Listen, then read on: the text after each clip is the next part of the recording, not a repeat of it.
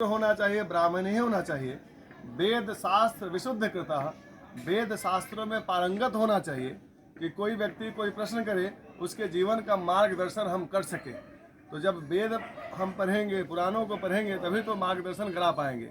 ये कथा वक्ता का लक्षण होना चाहिए ऐसा।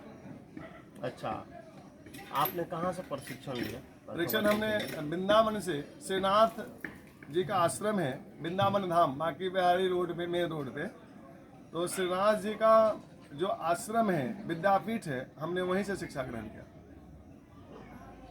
आप कह रहे थे वाल्मीकि रामायण की बात कर रहे हाँ। थे और रामचरितमानस की।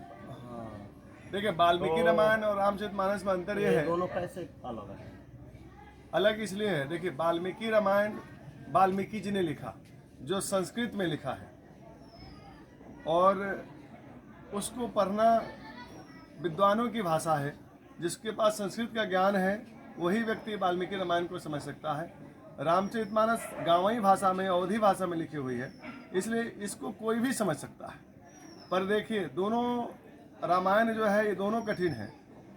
जो अपने आप को बहुत विद्वान मानता है उसके लिए भी रामचरितमानस बहुत कठिन है, और जो बिल्कुल अनपढ़ है, पढ़ा लिखा नहीं है, उसके लिए भी रामचरितमानस आसान है। अंतर यह है कि एक संस्कृत में है और एक जो है गांवी भाषा में है, परंतु पूर्ण रूप से विस्तार जो किया है वाल्मीकि जी ने किया है, क्योंकि वाल्मीकि जी आदि कवि हैं, उनसे पहले कोई लेखक नहीं था। हमारे सनातन धर्म में पहला जो कवि है वो वाल्मीकि जी हैं।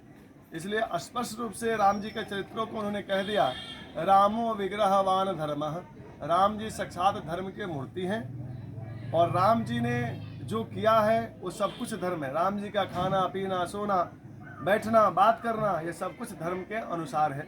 विस्तार से राम जी के चरित्रों को वाल्मीकि जी ने वाल्मीकि रामायण में लिखा है।